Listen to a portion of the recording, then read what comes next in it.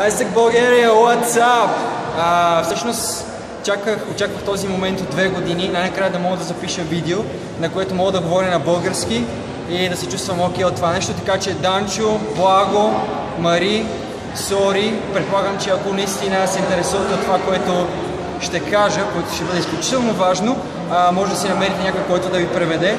Айсек България, супер много ми липсвате.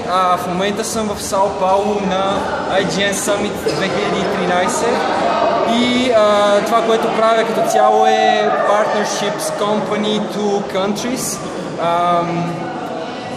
Както може би повечето от вас знаят, в момента изпълнявам ролята на глобален координатор към Tata Consultancy Services или TCS или Tata и съм тук в Сао Пауло, за да намеря и да мога да атрактна поне 100 EP-та от IGN, тъй като към момента имам 65 available от TN, така че ако искате да се мачнете с Индия, моля пишете ми.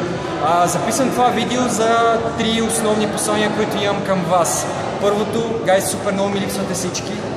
България супер много ми липсва и много ми липсва храната, хората и София и независимо колко много проблеми има в момента при нас, знам, че нещата ще се оправят. Съм сигурен в това нещо и съм сигурен, че ние ще играем много важна роля като айсекъри, бивши, настоящи и бъдещи.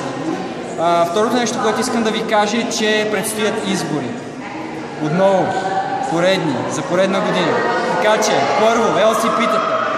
Всички трябва да кандидатствате за MVP позиции. Абсолютно всички. В смисъл всички до един.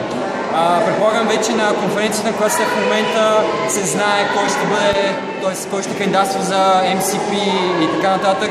Гайс, говорете с тия хора, говорете с хората, които ще кандидатстват за MCP и кандидатствате. Всички до един. LCVP-та. Вие също трябва да кандидатствате, защото MC не е страшно, MC е мед и MC е едно от най-качествените преживявания, което ще ви се случи. Номер 3 и последното, всъщност това беше второ или трето, няма значение. Последното нещо, което искам да ви кажа е, че, гайс, бидейки тук в момента на IGN Summit с всичките IGN страни, които правят там 20-30, не знам колко процента от световния екшенч. В България сме на много правилна посока. И единственото нещо, което трябва да направим е да се повярваме повече, защото когато само сравниш къде се намираме в момента, като сравнявам с страните, които са тук, които са едни от най-големите в света, гайс, ние сме много напред и можем да направим още повече това, което правим в момента.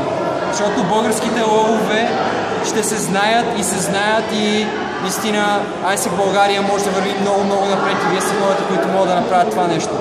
Много ви благодаря, че сте изгледали това видео. Ако има 150 лайка, най-вероятно ще сложа субтитри. Много мерси и успех!